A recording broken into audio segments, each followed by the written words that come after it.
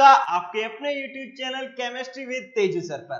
तो बच्चों 11th class का पहला लेसन रसायन विज्ञान की मूल अवधारणाएं चल रहा है और आज इसका चौथा एपिसोड है। इसमें अपने जो पिछले एपिसोड में पढ़ा था मात्रक, उसी को ही आगे बढ़ाते हैं। देखते हैं आज क्या पढ़ने वाले हैं। ओहो, आज हम पढ़ने वाले हैं द्रव्यमान और भार में अंतर। सामान्यतः हम लोग क्या करते हैं, द्रव्यमान और भार को एक ही मानते हैं, मैं भी ऐसा ही करता हूं, ठीक है। लेकिन वास्तव में बच्चों द्रव्यमान और भार में अंतर होता है।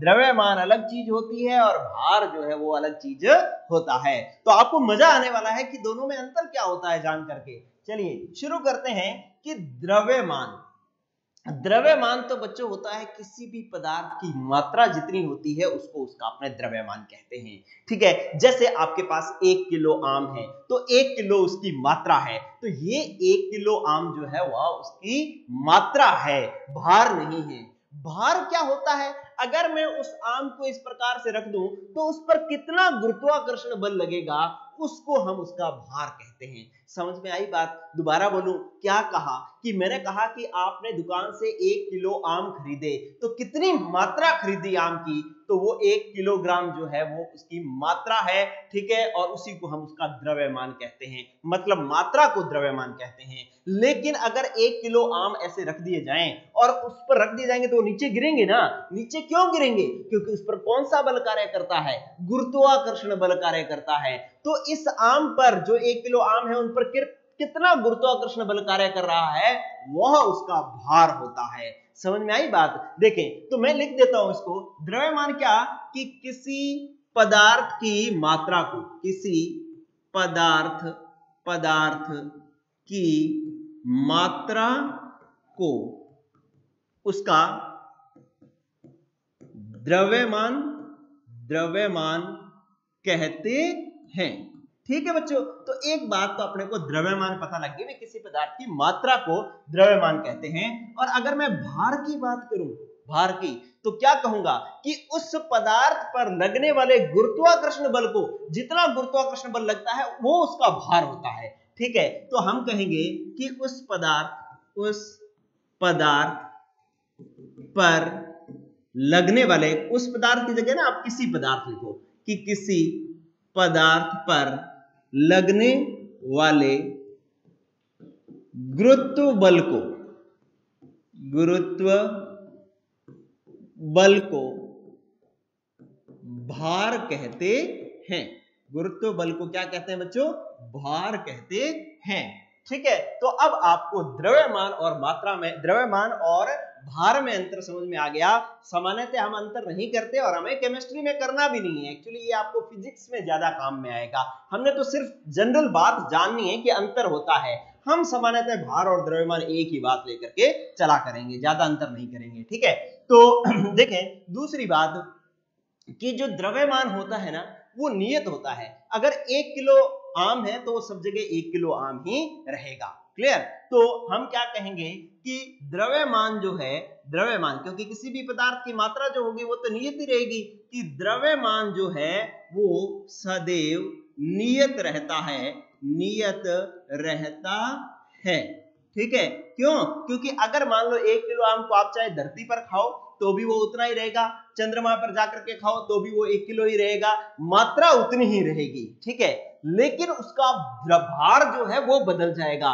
क्यों? क्योंकि पृथ्वी पर गुरुत्वाकर्षण बल अलग लगता है और चंद्रमा पर जो गुरुत्व बल है वो अलग लगता है, चंद्रमा पर कम लगता है। इसीलिए तो वहां पर चंद्रमा पर जाने वाले व्यक्तियों का जो भार जो है वो कम महसूस करता है। क्यों? क्योंकि उन पर जो है गुरुत्व बल क्या लगता है? कम लगता है। तो इसका मतलब है जो चीज यहां पर भारी है वो चंद्रमा पर क्या है? हल्की है। समझ में आई बात? तो इसका मतलब है कि जो भार है वो नियत नहीं रहता, वो पृथ्वी पर कुछ और होगा, चंद्रमा पर कुछ और होगा, सूर्य पर कुछ और होगा, मंगल ग्रह पर कुछ और होगा। समझ में आई बात? वो तो वो ग्रह कितना गुरुत्व बल लगाता है, अपनी तरफ कितना खींचता है, उस बात पर निर्भर करता है भार, क्योंकि भार है ही गुरुत्व बल। समझ में आई बात? तो आपने क्या कहेंगे? दूसरी बात मैं ये कह रहा हूं कि भार जो है, भार नियत नहीं रहता, यह स्थान के साथ परिवर्तित होता है, स्थान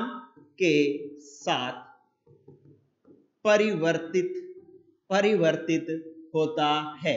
अब स्थान का मतलब क्या है? स्थान का मतलब ये नहीं है कि आपने मान लो दिल्ली से आम लिए और आप सोचो कि मैं जो है बॉम्बे जा करके वहां पर जो है मेरे 1 किलो आम जा करके 2 किलो हो जाएंगे, ऐसा नहीं है। स्थान का मतलब यहाँ नहीं है, ये तो पृथ्वी मतलब पृथ्वी सारी एक ही है, ठीक है। अगर पृथ्वी की जगह दूसरे ग्रह पर, जैसे मैं यहाँ पर लिख लेता हूं, जैसे पृथ्वी, जैसे पृथ्वी व चंद्रमा, ठीक है। पृथ्वी व चंद्रमा पर भार जो है वो क्या होते हैं बच्चों? भार अलग अलग होते हैं। भार जो है वो अलग अलग होते हैं, ठीक है। अपने को बस इतनी ही बात पढ़नी है, बहुत ज्यादा डिटेल नहीं पढ़नी। क्लियर? कि अपने ने सामान्यतः जान लिया। इसको डिटेल में जो आप फिजिक्स में पढ़ोगे कि पृथ्वी पर कितना गुरुत्वाकर्षण बल लगता है, चंद्रमा पर कितना लगता है, एक वस्तु जो है इतना भार पृथ्वी पर है तो चंद्रमा पर कितना होगा, इस तरीके की बातें आप फिजिक्स में पढ़ेंगे। हमें केमिस्ट्री में इतनी डिटेल नहीं पढ़नी है, थोड़ा सा बस जानना था। और द्रव्यमान की इकाई आपको पता है कि क्या होती है बच्चों? किलोग्राम होती है। क्या होती है? किलोग्राम जो है इसकी इकाई होती है, और ये किलोग्राम जो है वो 1000 ग्राम के बराबर होता है। हम जो है अपनी लैब के अंदर, केमिस्ट्री लैब के अंदर जो द्रव्यमान की इकाई काम में लेंगे वो लगभग ग्राम काम में लेंगे, क्योंकि जो भी मात्रा तोली जाएगी वो बहुत थोड़ी मात्रा हम काम में लेते हैं। ऐसा नहीं है कि कोई भी चीज क्विंटलों में लो, किलोग्राम में लो, ऐसा नहीं लेते, हम ग्रामों में लेते हैं, बहुत थोड़ी थोड़ी मात्रा यूज करते हैं। तो लैबोरेटरी के अंदर हम भार की इकाई जो है वो क्या, द्रव्यमान की इकाई जो है वो ग्राम यूज करते हैं, ठीक है बच्चों। तो आपको आज की पहली बात पता चली कि द्रव्यमान और भार में क्या अंतर है। आगे चलो, चलिए आगे चलते हैं, अपने दूसरी बात जानते हैं। देखो दूसरी बात है कि आयतन समझते हैं। आयतन क्या होता है? देखो आयतन जो है कोई वस्तु जितना स्थान घेरती है वह उसका आयतन कहलाता है, ठीक है। मैं क्या कह रहा हूं कि कोई वस्तु जितना स्थान घेरती है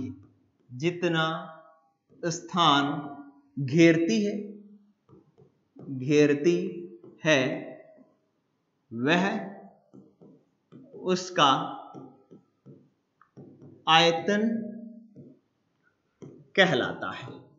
आयतन कहलाता है, ठीक है।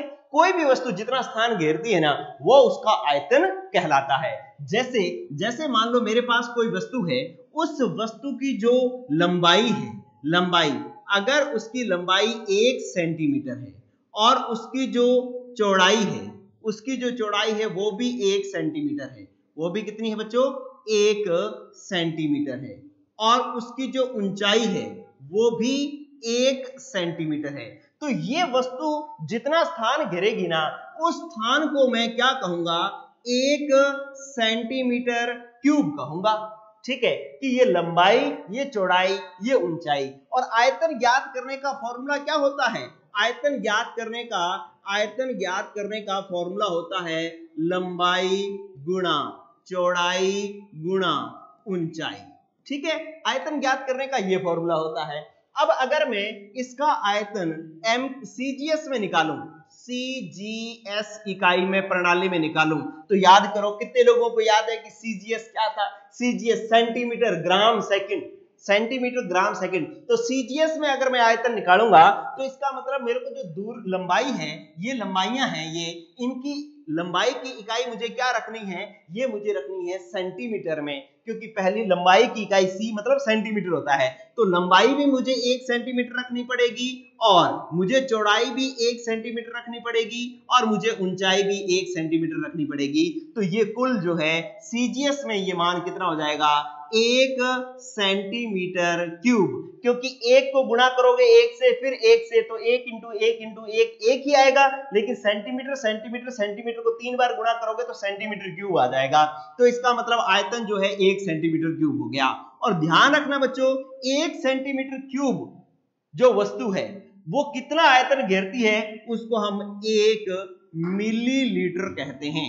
क्या कहते हैं? 1 मिलीलीटर कहते हैं। 1 मिलीलीटर कहते हैं।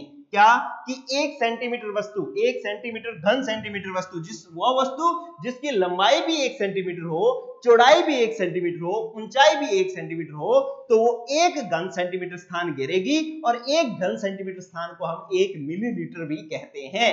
वाह यार, बहुत ही शानदार बातें हैं ये, गौर कर लेना, आगे चल करके ये बहुत ही आपको काम आने वाली है, इनके बिना न्यूमेरिकल्स नहीं चलने वाले आगे। ठीक है, अभी मैं आज की क्लास में और मजेदार चीजें बताने वाला हूं। चलिए, 1 सेंटीमीटर कितना स्थान घेरती है? 1 मिलीमीटर स्थान घेरती है। और अगर बच्चों मैं इसको MKS में निकालता, MKS, M का मतलब अब लंबाई की इकाई आपको मीटर में रखनी है। ठीक है, तो अब देखें कि अब इसको लंबाई को मैं रखूंगा 1 मीटर, MKS में ये 1 मीटर होगा, फिर 1 मीटर होगा, फिर 1 मीटर होगा। इस बार मैं उस वस्तु की लंबाई 1 मीटर ले रहा हूं, चौड़ाई 1 मीटर ले रहा हूं, ऊंचाई 1 मीटर ले रहा हूं, तो 1 इंटू 1 इंटू 1, तो अब ये हो गया 1 मीटर क्यूब हो गया। ठीक है, तो आयतन की इकाई जो है अगर CGS में लोगे तो सेंटीमीटर क्यूब आएगी और MKS में लोगे तो मीटर क्यूब आएगी। ठीक है, अब अपने इनमें आपस में संबंध भी देखेंगे। और इधर देखें, ये मैंने एक डायग्राम भी साथ में दे रखा है। ये एक्चुअली क्या है, ये हम जब केमिस्ट्री पढ़ेंगे और लैब में काम करेंगे तो लैब के अंदर ये एपरेटस किस तरीके से काम में आते हैं वो उनके डायग्राम दे रखे हैं। ये आयतन मापने के पात्र हैं, आयतन इनसे मापा जाता है। ये कॉनिकल फ्लास्क है, इसको बीकर कहते हैं, बीकर कहते हैं, ये मेजरिंग सिलेंडर है, ये फिर कॉनिकल फ्लास्क है। ये नाम अपने धीरे धीरे सीखेंगे, अभी कोई मैं ऐसा नहीं कह रहा कि आप रट्टा मारो याद करो या ऐसे सोचो मत कि मैंने क्या बोल दिया। ठीक है, तो ये जो है वो सारे के सारे क्या करने के लिए पात्र हैं बच्चों? आयतन मापने के पात्र हैं। इनकी सहायता के साथ हम जो है आयतन मापते हैं। किसी विलियन को 1 लीटर लेना है, आधा लीटर लेना है, 200 मिलीलीटर लेना है, तो वो इन पात्रों की मदद से लिया जाता है। ठीक है, चलिए, तो आपको आयतन हो गया कि कोई वस्तु कितना स्थान घेरती है। आयतन का सूत्र जो है लंबाई इंटू चौड़ाई इंटू ऊंचाई होता है। अगर CGS में लेना है तो सेंटीमीटर क्यूब लेना पड़ेगा, MKS में लेना है तो मीटर क्यूब लेना पड़ेगा। अब इनमें आपस में संबंध क्या है? Metre cube, centimetre cube, millilitre, litre, decimetre, इन सब में आपस में संबंध क्या है ये जानने वाले हैं। ये बड़ा ही रोचक बिंदु है बच्चों, बहुत ही इंटरेस्टिंग पॉइंट है। देखें, पहले पॉइंट आ रहा है मीटर व सेंटीमीटर में संबंध, मीटर और सेंटीमीटर में संबंध। देखें, ये बहुत ही इंटरेस्टिंग है, गौर करना, मजेदार चीज है। क्या कहा मैंने कि आपको पहले एक बात ध्यान रखनी है कि 1 मीटर बराबर होता है बच्चों 100 सेंटीमीटर। 1 मीटर बराबर 100 सेंटीमीटर होता है। ये हमने पहले भी छोटी क्लासों में देख रखा है, लेकिन अभी एक बार और देख रहे हैं। अगर मैं 1 सेंटीमीटर जानना चाहूं कि 1 सेंटीमीटर कितना होगा, तो 1 सेंटीमीटर बराबर हो जाएगा, ये 100 बटा में चला जाएगा और ये आ जाएगा 1 बटा में 100 मीटर। ठीक है, ये सारे के सारे फॉर्मूले जो हैं वो अब आपको ध्यान रखने हैं, क्योंकि इनके बेस पर बहुत सारे क्वेश्चन हमें सॉल्व करने होते हैं। चलिए, मैंने क्या कहा, 1 मीटर बराबर 100 सेंटीमीटर और 1 सेंटीमीटर बराबर 1 सेंटीमीटर। सेंटीमीटर को निकालना है तो 100 को इधर लाओगे, 100 को इधर लाओगे तो 1 के बटा में 100 आएगा और 1 बटा में 100 मीटर आ जाएगा। ठीक है, अब अपने को क्या करना है कि अगर मैं बच्चों, अगर अब देखो, मैं एक बहुत ही शानदार बात बता रहा हूं। मैंने क्या किया कि अगर मैं एक मीटर क्यूब लेना चाहूं, मीटर क्यूब, मैंने मीटर की क्यूब कर दी। क्यूब का मतलब 3 बार गुणा होता है, ये ध्यान रखना। तो अगर 1 मीटर बराबर 100 सेंटीमीटर है तो 1 मीटर क्यूब बराबर क्या होगा? तो 1 मीटर क्यूब का मतलब पावर आ गई 3, तो इसकी भी पावर 3 आएगी, इसकी पावर 3 करो, 100 सेंटीमीटर की पावर 3। कोई दिक्कत नहीं है, आपने 1 मीटर की पावर 3 करी है तो 100 सेंटीमीटर की भी पावर 3 करनी पड़ेगी, कोई दिक्कत नहीं आनी चाहिए। सही है, बिल्कुल सही चल रहा हूं ना मैं। अब आप देखिए, अगर मैं इसको लिखता हूं 1 मीटर बराबर, अब मैं इसको पावर 3 है, 1 की पावर 3 करेंगे तो 1 इंटू 1 इंटू 1 रहेगा तो 1 ही। ठीक है, लेकिन अब 100 की पावर 3 करोगे तो आपके पास 100 सेंटीमीटर, क्या होगा, 100 सेंटीमीटर गुणा फिर 100 सेंटीमीटर, फिर गुणा 100 सेंटीमीटर। तो अब 100 को 3 बार गुणा करोगे तो जीरो कितनी होगी, 2 2 4 2 6, तो 10 की पावर 6 सेंटीमीटर। सेंटीमीटर 3 बार गुणा हुआ है तो क्या हो गया, क्यूब। तो इसका मतलब हो गया 1 मीटर क्यूब बराबर होता है 10 की पावर 6 सेंटीमीटर क्यूब। अरे ये जो मैं बातें बता रहा हूं ये सामान्य बातें नहीं है, बहुत ही जरूरी, बहुत ही काम आने वाली बातें हैं। अगर मैं आगे इसको और चेंज करूं, मैं कहूं कि 1 सेंटीमीटर क्यूब बराबर, अभी तो क्या 1 मीटर क्यूब बराबर 10 की पावर 6 सेंटीमीटर क्यूब आया। कैसे किया मैंने, अगर 1 मीटर का क्यूब मान लो मैंने इसका क्यूब किया तो मुझे इसका भी क्यूब करना पड़ेगा। इसको मैं 3 बार गुणा करूंगा तो यही आएगा, लेकिन इसको मैं 3 बार गुणा करूंगा ना तो 10 की पावर 6 सेंटीमीटर क्यूब आ जाएगा। तो इसका मतलब 1 मीटर क्यूब बराबर 10 की पावर 6 सेंटीमीटर क्यूब आ गया। अब आओ आप नेक्स्ट देखें बच्चों, अगर मैं निकालना चाहूं कि 1 सेंटीमीटर क्यूब बराबर क्या होगा। अरे 1 सेंटीमीटर क्यूब निकालना है तो 10 की पावर 6 इधर जाकर के बटा में चली जाएगी, तो ये हो जाएगा 1 बटा में 10 की पावर 6 मीटर क्यूब। देखो क्या किया मैंने, मेरे को सेंटीमीटर क्यूब निकालना था तो मैंने 10 की पावर 6 को इधर करके क्या ले आया, मैं इसको ले आया बटा में ले आया, तो ये बात बन गई। अब इधर गौर करो, ये मैथ्स मैंने आपको जब सेमिनार लिया था, मैंने आपका एक सेमिनार बनाया था 11th क्लास में साइंस लेने के लिए क्या चीजें जरूरी है, उसके अंदर एक बात बताई थी कि बेसिक मैथ्स आना जरूरी है। ठीक है, अब आप समझ पा रहे हो ना कि बेसिक मैथ्स क्यों जरूरी है, क्योंकि अपने को अगर न्यूमेरिकल सॉल्व करने हैं तो ये चीजें आनी चाहिए। और न्यूमेरिकल सिर्फ मैथ में नहीं होंगे, न्यूमेरिकल फिजिक्स में भी होंगे, न्यूमेरिकल केमिस्ट्री में भी होंगे, इसलिए आपको बेसिक मैथ्स आना जरूरी है। अब मैं क्या कर रहा हूं, 1 बटा में 10 की पावर 6 है और ये पावर 6 जो है वो प्लस की है। ठीक है, किसकी है, प्लस की है, प्लस में पावर है ये। अगर ये बच्चों 10 की पावर प्लस 6 ऊपर जाएगा तो 10 की पावर माइनस 6 हो जाएगा, 10 की पावर माइनस 6 हो जाएगा और ये आ जाएगा 10 की पावर माइनस 6 मीटर क्यूब। ठीक है, तो आज ये जो आपने फॉर्मूले बनाए हैं ये फॉर्मूले बड़े ही शानदार फॉर्मूले हैं। क्या किया आपने किया कि एक तो अलग अलग फॉर्मूले जो हैं वो आपने यूज किए हैं आज। ये लो, एक तो ये फॉर्मूला, ये 1 मीटर क्यूब बराबर 1 मीटर बराबर 100 सेंटीमीटर, 1 सेंटीमीटर बराबर 1 बटा में 100 मीटर। अगर उसकी क्यूब करोगे तो ये आएगा, फिर देखा आपने ये आएगा। तो ये वाला जो फॉर्मूला है ये फॉर्मूला बड़ा ही इंपॉर्टेंट है, इससे सीधा इक्वेशन कई बार पूछा जा सकता है। ठीक है, और फिर जो है आपने ये देखे ये वाला फॉर्मूला जो बना है कि 1 सेंटीमीटर क्यूब बराबर 10 की पावर माइनस 6 मीटर क्यूब होता है, ये भी बेहद इंपॉर्टेंट है। ठीक है, चलिए अब अपने चलते हैं नेक्स्ट देखते हैं। चलो ये वाली स्लाइड आपको काम में आपने सीख लिया। चलिए मैं लास्ट में इनके क्वेश्चंस दूंगा करने के लिए आपको। चलिए अब आओ नेक्स्ट, देखो क्या कह रहा है कि लीटर और सेंटीमीटर में संबंध बताना है। अब अपने को लीटर और सेंटीमीटर में संबंध बताना है, बड़ा आसान सा है, मजेदार तरीके से सीखेंगे। देखो क्या आपने अभी मैंने जब शुरू करवाई थी क्लास तब मैंने क्या कहा था, मैंने कहा था 1 सेंटीमीटर बराबर होता है 1 सेंटीमीटर क्यूब बराबर होता है 1 मिलीलीटर।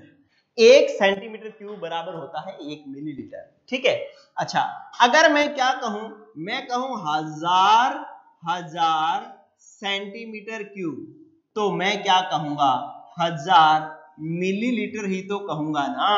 अरे समझ में आई क्या बात। ठीक है, मैं लीटर सेंटीमीटर और मिलीलीटर इन सब में संबंध निकाल रहा हूं। मैंने क्या कहा 1 सेंटीमीटर क्यूब बराबर 1 मिलीलीटर होता है। ठीक है, अभी देख लो मैंने अभी आपको थोड़ी देर पहले बताया था। ठीक है, इसके अंदर बताया था, मैंने कहा था 1 सेंटीमीटर क्यूब 1 मिलीलीटर के बराबर होता है। अरे 1 सेंटीमीटर क्यूब अगर 1 मिलीलीटर के बराबर हुआ तो हजार के बराबर होगा, कोई दिक्कत थोड़ी है। एक के बराबर तो हजार के बराबर, कहां प्रॉब्लम है। ठीक है, अब आओ आप देखिए क्या होगा। अच्छा फिर हम एक चीज जानते हैं कि आप लोगों को पता है कि 1 लीटर, ये एल आ गया लीटर, 1 लीटर बराबर होता है 1000 मिलीलीटर। क्या होता है 1000 मिलीलीटर। ठीक है, 1 लीटर बराबर होता है बच्चों 1000 मिलीलीटर। अगर 1 लीटर बराबर 1000 मिलीलीटर होता है तो मैं यूं कह सकता हूं कि 1 लीटर बराबर 1000 सेंटीमीटर क्यूब। ठीक है, क्योंकि 1000 मिलीलीटर की जगह मैं 1000 सेंटीमीटर क्यूब लिख सकता हूं, तो 1 लीटर बराबर 1000 मिलीलीटर या 1 लीटर बराबर 1000 सेंटीमीटर क्यूब। ठीक है, अब सेंटीमीटर क्यूब पूरी स्पेलिंग है सेंटीमीटर फिर क्यूब, सी सी ऐसी स्पेलिंग आ रही है। ठीक है, तो ये क्या बन रहा है आपके पास, आप ऐसे कहते हैं सेंटीमीटर, सेंटीमीटर और क्यूब। ठीक है, सेंटीमीटर क्यूब, तो सी और सी, तो सेंटीमीटर क्यूब को आप सीसी भी कह सकते हो। इसका मतलब 1 लीटर बराबर 1000 सीसी के बराबर भी होगा। ठीक है, तो ये जो फॉर्मूले हैं बच्चों बहुत ही शानदार फॉर्मूले हैं। ठीक है, इनके बिना आगे हमें न्यूमेरिकल करना जो है वो मुश्किल हो जाएगा। इस आज की क्लास जो है 11th और 12th दोनों के लिए इंपॉर्टेंट है। जिन्होंने 11th बेसिक में नहीं कर रखा, 11th अच्छे से नहीं कर रखी वो, और जो 12th में आ गए हैं उन बच्चों को भी ये क्लास कर लेनी चाहिए। ठीक है, 1 सेंटीमीटर क्यूब 1 मिलीलीटर, 1000 के बराबर 1 लीटर 1000 मिलीलीटर होता है, और 1000 मिलीलीटर की जगह मैं 1000 सेंटीमीटर क्यूब लिख सकता हूं, और सेंटीमीटर क्यूब को मैं क्या लिख सकता हूं, सी सी, तो मैंने ये 1 लीटर बराबर 1000 सीसी लिख दिया। कोई प्रॉब्लम नहीं आनी चाहिए। ठीक है, चलते हैं अब अपने आगे। एक और इकाई है उसका और अपने यूज करते हैं। एक डेसीमीटर, मिलीलीटर, सेंटीमीटर, मीटर, इन सब में अपने रिलेशन निकालते हैं। देखो कैसे निकलेगा रिलेशन इन सब में। चलिए, आपको एक चीज सीखनी है। क्या चीज सीखनी है बच्चों, एक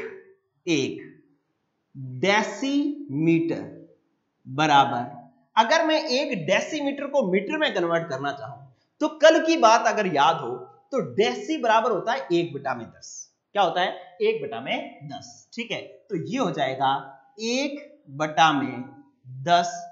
डेसी की जगह 1/10 आ गया, मीटर का मीटर आ गया। ठीक है, आप इधर देखें, मैंने क्या कहा, मैंने कहा 1 डेसीमीटर, डेसीमीटर को डीएम से प्रदर्शित करते हैं, डेसीमीटर को डीएम से प्रदर्शित करते हैं, तो 1 डेसीमीटर बराबर हो गया 1/10 मीटर। ठीक है, अब मैं 1/10 मीटर को सेंटीमीटर में कन्वर्ट करना चाहूं तो मैं क्या कहूंगा, 1/10। ठीक है, और 1 मीटर में कितने होते हैं, 100 सेंटीमीटर, तो गुणा में आ जाएगा 100, और 10 से 10 कट जाएगा और ये हो जाएगा 10 सेंटीमीटर। ठीक है, तो अगर मैं कहूं 1 डेसीमीटर बराबर 1/10 मीटर तो भी बात सही है, और अगर मैं कहूं 1 डेसीमीटर बराबर 10 सेंटीमीटर तब भी बात बिल्कुल सही है। चलो फिर आओ आप नेक्स्ट मैंने क्या किया, इसका मतलब ये हुआ कि मैं 1 डेसीमीटर को 10 सेंटीमीटर लिख सकता हूं। ठीक है, 1 डेसीमीटर को मैं 10 सेंटीमीटर लिख सकता हूं। कैसे किया, क्योंकि 1 डेसीमीटर, डेसी का मतलब होता है 1/10। ठीक है, तो 1/10 मैंने किया तो 1/10 मीटर हो गया। अब मैंने 1/10 मीटर को सेंटीमीटर में बदलना है, तो मीटर की जगह मैं सेंटीमीटर करने के लिए मैं 100 से गुणा करूंगा, और 100 से गुणा करूंगा तो 0 से 0 कट जाएगी और 10 सेंटीमीटर बच जाएगा। ठीक है, तो अब मेरे पास फाइनली आ गया कि 1 डेसीमीटर बराबर 10 सेंटीमीटर है। ठीक है, अब बच्चों फिर आओ, फिर मैंने किया कि अगर मैं 1 डेसीमीटर का क्यूब करूं, कोई बताएगा कि मैं ये क्यूब क्यों कर रहा हूं, क्योंकि मुझे आयतन निकालना है। क्या निकालना है, आयतन, और आयतन निकालने के लिए हमें पावर 3 करनी पड़ती है, क्योंकि लंबाई गुणा चौड़ाई गुणा ऊंचाई, पावर क्या आ गई 3। ठीक है, घन की जो है, घन का आयतन जो है वो मीटर क्यूब होता है, मतलब पावर जो है a भुजा की क्यूब होती है। ठीक है, तो क्यूब किया तो मुझे इसको भी क्यूब करना पड़ेगा, क्यूब करना पड़ेगा तो ये आ जाएगा 10 सेंटीमीटर की क्यूब।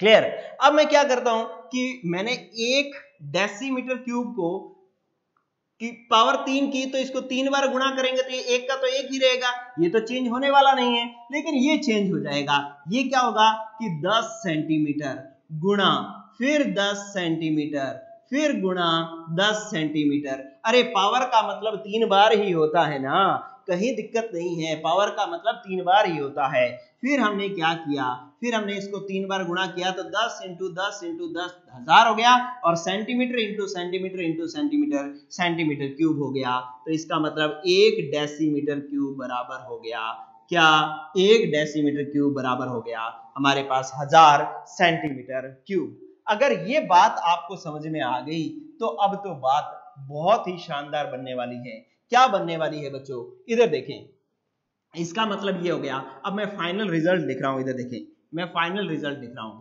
मेरे पास आ गया 1 डेसीमीटर क्यूब बराबर 1000 सेंटीमीटर क्यूब है।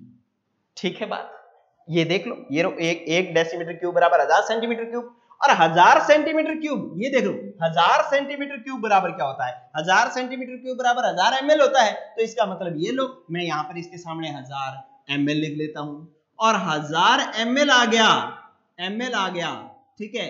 तो अब 1000 ml बराबर किसके होता है, 1 लीटर के। 1000 ml बराबर किसके होता है, 1 लीटर के। तो इसका मतलब है ये इसके साथ रिलेशन आ गया। तो अब आप समझ जाओ क्या हुआ, ये डेसीमीटर, 1 डेसीमीटर बराबर 1000 सेंटीमीटर क्यूब, या फिर हम कहेंगे क्या कि अपने पास 1000 मिलीलीटर, या फिर हम कहेंगे 1 लीटर। ठीक है, और अगर डेसीमीटर क्यूब और लीटर में संबंध निकालना है, डेसीमीटर क्यूब और मीटर में संबंध अगर निकालना है तो भी आप निकाल सकते हो। कैसे निकाल सकते हो, देखो क्या करोगे कि अगर आप 1 डेसीमीटर क्यूब बराबर 1/10 मीटर है, तो इसका भी आप क्यूब करोगे। ठीक है, अब मैं क्या कर रहा हूं, डेसीमीटर और मीटर में संबंध निकालना हूं, तो अब आप 1 डेसीमीटर क्यूब और इसको 3 बार गुणा करोगे, तो 1/10 मीटर गुणा में 1/10 मीटर गुणा में 1/10 मीटर, तो इसका मतलब ये हो गया 1/1000 मीटर क्यूब। क्या आ गया, 1 डेसीमीटर क्यूब बराबर ये आ गया। ठीक है, अब 1/1000 को 10 की पावर 3 कर सकते हो, और उस 10 की पावर 3 को ऊपर लेकर के जाओगे तो 10 की पावर -3 हो जाएगी। ठीक है, तो आपके पास ये संबंध भी हो सकता है कि 1 डेसीमीटर क्यूब बराबर 10 की पावर 1 डेसीमीटर क्यूब बराबर 10 की पावर -3 मीटर क्यूब। ठीक है, तो ये सारे के सारे रिलेशन जो है वो बहुत ही महत्वपूर्ण हैं। ठीक है बच्चों, चलिए ये सारी बातें होगी। फिर आ जाओ आप नेक्स्ट आओ आप, देखो क्या है, फिर अपने पास आ गया घनत्व। देखें घनत्व क्या होता है, घनत्व होता है कि इकाई आयतन में उपस्थित द्रव्यमान को हम घनत्व कहते हैं। इकाई आयतन में मान लो कोई वस्तु का आयतन इकाई है, 1 मीटर क्यूब है या 1 सेंटीमीटर क्यूब है, तो उसका जो द्रव्यमान होगा उसको हम उसका घनत्व कहते हैं। ठीक है, तो आपके पास हो गया कि एक इकाई आयतन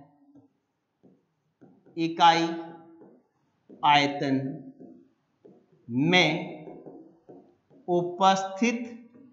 उपस्थित द्रव्यमान को घनत्व कहते हैं। ठीक है, इकाई आयतन में उपस्थित द्रव्यमान को क्या कहते हैं, घनत्व कहते हैं। और घनत्व को d से प्रदर्शित करते हैं, और घनत्व बराबर क्या हो गया, द्रव्यमान बटा में आयतन जो है घनत्व का सूत्र होता है। ये आप छोटी क्लास में भी पढ़ चुके हो। अब मुझे घनत्व का अगर सूत्र निकालना है, मैं यहाँ पर लिख देता हूं कि अगर मुझे घनत्व का सूत्र निकालना है, इकाई निकालनी है, तो द्रव्यमान की इकाई होती है बच्चों किलोग्राम, और आयतन की इकाई होती है मीटर क्यूब। मैं MKS में ले रहा हूं, तो ये आ जाएगा हमारे पास क्या, किलोग्राम मीटर क्यूब आ जाएगा, या मीटर क्यूब को ऊपर लेकर के जाओगे तो मीटर, और ये पावर हो जाएगी -3, क्योंकि 10 की पावर m की पावर 3 को ऊपर लेकर के जाओगे तो m की पावर -3 हो जाएगी, तो MKS में ये इसकी इकाई हो जाएगी। ठीक है, तो इस तरीके से घनत्व भी हम घनत्व की इकाई भी अपने किलोग्राम प्रति मीटर क्यूब भी निकाल सकते हैं। ठीक है, अब आ जाओ आप लास्ट क्या है, ताप की जो इकाई है, क्योंकि अपने मात्रक पढ़ रहे हैं, ताप की इकाई के जो मात्रक हैं वो 3 तरीके के हैं, एक फ़ारेनहाइट, एक सेल्सियस और एक केल्विन। ये 3 तरीके के इकाइयां हैं, और इन तीनों में देखो मैंने लिखा फ्रीजिंग वाटर, मतलब जल का जो हिमांक है, जल कितने ताप पर जमता है, तो 0 डिग्री सेल्सियस पर जमता है कोई भी जल जमता कितने ताप पर है, जितने ताप पर जमता है उसको हिमांक कहते हैं। तो जल का हिमांक 0 डिग्री सेंटीग्रेड है। तो अगर 0 डिग्री सेंटीग्रेड को फ़ारेनहाइट में लोगे तो 32 डिग्री फ़ारेनहाइट है, और केल्विन में लोगे तो 273 केल्विन है। ये 273.15 भी लिखा होता है, तो कहीं आपको घबराने की जरूरत नहीं है। और बॉइलिंग वाटर का मतलब है कि जल का क्वथनांक का मतलब है कि जल कितने ताप पर उबलता है। ठीक है, जल कितने ताप पर उबलता है। तो इसके ये जो 100 डिग्री सेंटीग्रेड पर जल जो है उबलता है, और 100 डिग्री सेंटीग्रेड पर उबलता है, तो अगर इसको आप फ़ारेनहाइट में लोगे तो 212 आएगा, केल्विन में लोगे तो 373 केल्विन आएगा। ठीक है, अब क्या करते हैं कि इनका आपस में रिलेशन निकालते हैं कि फ़ारेनहाइट का क्या सेल्सियस से क्या संबंध है और केल्विन के साथ सेल्सियस का क्या संबंध है। ठीक है, तो ये दो संबंध आपको ये देखने हैं, ये कई बार हमें जरूरत पड़ जाती है। जैसे मैंने एक संबंध लिखा क्या कि मैंने लिखा केल्विन व डिग्री सेल्सियस में संबंध, केल्विन व डिग्री सेल्सियस में संबंध। ठीक है, इनमें आपस में क्या संबंध होता है। तो आप देखो बच्चों, अगर किसी डिग्री सेल्सियस को केल्विन में बदलना है तो केल्विन बराबर होता है K, और डिग्री सेल्सियस होता है, इस तरीके से लिखते हैं कि डिग्री सेल्सियस, आप क्या करो, डिग्री सेल्सियस के साथ में क्या करो बच्चों, 273.15 जोड़ दो तो वो केल्विन में बदल जाएगा। ये केल्विन और डिग्री सेल्सियस में संबंध है। जैसे बच्चों, अगर मैं उदाहरण आपको ऐसे कह दूं कि मैं कहूं कि 25 डिग्री सेंटीग्रेड को केल्विन में बदलो, तो क्या होगा, केल्विन में क्या आ जाएगा, आप कहोगे केल्विन बराबर, ठीक है, क्या कहोगे, केल्विन बराबर डिग्री सेल्सियस कितना है 25, और केल्विन में बदलना है तो कितना जोड़ना पड़ेगा 273। आप न्यूमेरिकल करते वक्त 273.15 ना जोड़ करके सीधा 273 भी जोड़ सकते हो। ठीक है, तो इसको जोड़ोगे तो ये क्या आ जाएगा 298.15 केल्विन आ जाएगा। तो 25 डिग्री सेल्सियस केल्विन में कितना होता है 298.15 केल्विन होता है। कई बार 15 ना लिखा हो तो भी आपको घबराने की जरूरत नहीं है। चलिए, अगर मैं आपको यूं कह दूं कि मैंने ऐसे कह दिया कि बताओ 40 डिग्री सेंटीग्रेड जो है, अगर मैं ये क्वेश्चन दे देता हूं आपको, ठीक है, आप क्वेश्चन करके बताना मुझे 40 डिग्री सेल्सियस को आप केल्विन में कैसे बदलोगे। एक तो ये क्वेश्चन है, और एक क्वेश्चन ये भी है, क्या करो कि अगर आपको सेल्सियस को केल्विन में बदलना, सेल्सियस को तो केल्विन में बदल लिया, केल्विन को सेल्सियस में बदलना हो तो अपने क्या करेंगे, तो आपके पास एक फॉर्मूला ये भी हो सकता है बच्चों, एक फॉर्मूला ये भी हो सकता है कि डिग्री सेल्सियस बराबर केल्विन माइनस 273.15, मतलब डिग्री सेल्सियस में से 273.15 घटा दोगे तो जो है केल्विन जो है वो किस में बदल जाएगा, डिग्री सेंटीग्रेड में बदल जाएगा। ठीक है, जैसे मैंने कहा कि 373.15 केल्विन को डिग्री सेल्सियस में बदलो, तो आप क्या करोगे, इस बार केल्विन दे दिया, डिग्री सेल्सियस बराबर कितना आएगा, 3 केल्विन कितना दे रखा है 373.15, घटाना कितना पड़ेगा 273.15, कितना आएगा 100 डिग्री सेंटीग्रेड आ जाएगा। तो इसका मतलब है कि 373.15 केल्विन 100 डिग्री सेल्सियस के बराबर होता है। ठीक है, तो आप मुझे ये वाला क्वेश्चन करके बता दो, कमेंट बॉक्स में आंसर दे दो कि 40 डिग्री सेंटीग्रेड जो है केल्विन में कितना होगा। ठीक है, तो ये काम मुझे करके दो आप। चलिए, अब आओ आप नेक्स्ट क्या है कि एक संबंध और है, किसमें, एक तो फ़ारेनहाइट, ठीक है, इसको इस तरीके से लिखते हैं फ़ारेनहाइट, क्या लिखते हैं फ़ारेनहाइट, ठीक है, फ़ारेनहाइट F व डिग्री सेल्सियस में संबंध। ये एक और संबंध देख लो, ये संबंध होता है फारेनहाइट बराबर होता है बच्चों, फारेनहाइट बराबर होता है 9/5 डिग्री सेल्सियस, गुणा में है इसके साथ में 9/5 डिग्री सेल्सियस प्लस 32। ये संबंध है, ये फिजिक्स में तो आप डेराइव भी करते हो, हमें डेराइव नहीं करना, हमें सीधा फॉर्मूला ध्यान में रखना है। तो फारेनहाइट बराबर क्या होगा 9/5 डिग्री सेल्सियस प्लस 32 बस। और आपको अगर क्वेश्चन आ जाए, क्वेश्चन ये आ जाए कि 20 डिग्री सेल्सियस को फारेनहाइट में बदलो, ठीक है, फारेनहाइट में बदलो, ऐसा क्वेश्चन आ जाए तो आप क्या करोगे कि फारेनहाइट बराबर 9/5 कितने डिग्री सेल्सियस को बदलना है 20 को, तो गुणा में करो 20, डिग्री सेल्सियस की जगह आ गया 20 प्लस में लिख दो 32, तो ये आ गया, इसको 5 से 20 काट दोगे तो आपके पास क्या आ जाएगा बच्चों, आपने ये काटा तो ये 5 और 20 काट दिया, क्या आया 4 और 9 चौका 36, तो आपके पास आ जाएगा ये लो 36, 9 चौके 36 और प्लस 32, ये कितना आ गया 68 फारेनहाइट, ठीक है, 68 फारेनहाइट आ गया। तो 20 डिग्री सेल्सियस जो है फारेनहाइट में कितना होता है 68 फारेनहाइट होता है। अगर यही मैं उल्टा कह देता, यही मैं अगर ऐसा इसको ऑपोजिट कह देता, मैं ऐसे कह देता कि 20, देखें इसको मैं व्हाइट पेन से कर देता हूं, अगर मैं ऐसे कह देता कि 20 फारेनहाइट को किसमें बदलो, डिग्री सेल्सियस में बदलो, अगर मैं ये कहता, तो अब आप कैसे करते प्रश्न, अब आप ऐसे करते बच्चों, फॉर्मूला यही वाला रखोगे, अब f की जगह क्या रख दोगे 20, ठीक है, और ये 9/5 और डिग्री सेल्सियस को तो आपको निकालना है कि कितना डिग्री सेल्सियस आएगा, और प्लस में आएगा 32, ठीक है, तो इस 32 को अगर इधर लाओगे तो ये माइनस का, यहाँ पर प्लस का 32 है, इधर आएगा तो माइनस का 32 हो जाएगा, तो आपके पास 9/5 डिग्री सेल्सियस बराबर 20 माइनस 32, तो ये आ गया बच्चों -12 और 9/5 डिग्री सेल्सियस,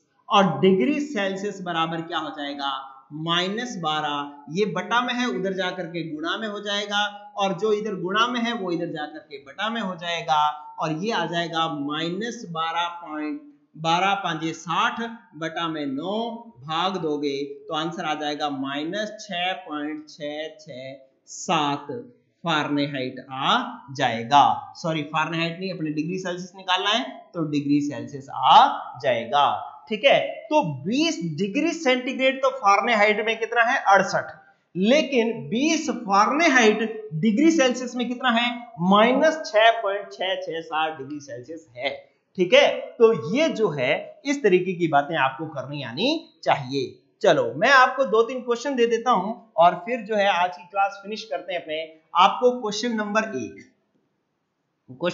1, आपको एक तो ये काम करना है कि 1 मीटर स्क्वायर बराबर कितना होगा सेंटीमीटर स्क्वायर में कितना होगा, ठीक है। एक क्वेश्चन ये करके दिख रहा है मेरे को।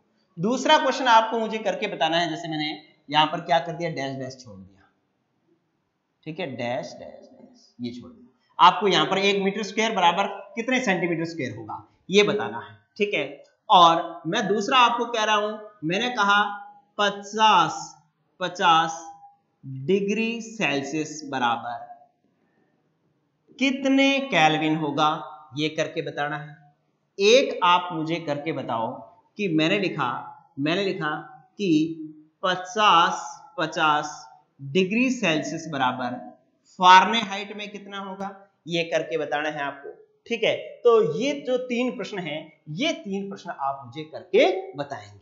क्लियर बच्चों, कमेंट बॉक्स में इन तीनों के आंसर देने हैं। 1 मीटर क्यूब बराबर कितना होता है, 50 डिग्री सेल्सियस बराबर कितना होता है, 50 डिग्री सेल्सियस फारेनहाइट में कितना होता है, इन 3 के आंसर आप देंगे। और आज की क्लास हुई फिनिश, ठीक है। आज की क्लास कैसी लगी ये कमेंट में बताना जरूर। मेरे को लगा कि अरे यार बड़ी मजेदार क्लास थी, और आगे जाकर के आपको पता भी लगेगा कि बहुत ही इंपॉर्टेंट क्लास थी, ठीक है। और आपको अगर बढ़िया लगता है तो लाइक वाइक कर दिया करो, और दोस्तों को शेयर तो करो यार, शेयर तो करो। जितने बढ़िया लोग होंगे और जितने ज्यादा लोग होंगे उतनी ही ज्यादा मेरे में एनर्जी आएगी आपको पढ़ाने की, ठीक है, तो ज्यादा से ज्यादा दोस्तों को, अपने दोस्तों को जोड़ दो, जो भी आपके क्लासमेट्स थे उनको डाल दो मैसेज कि यार आ जाओ, बढ़िया क्लास चल रही है, रेगुलर क्लास चल रही है। ठीक है, तो आज के लिए इतना ही, पढ़ते रहें, गुड लक।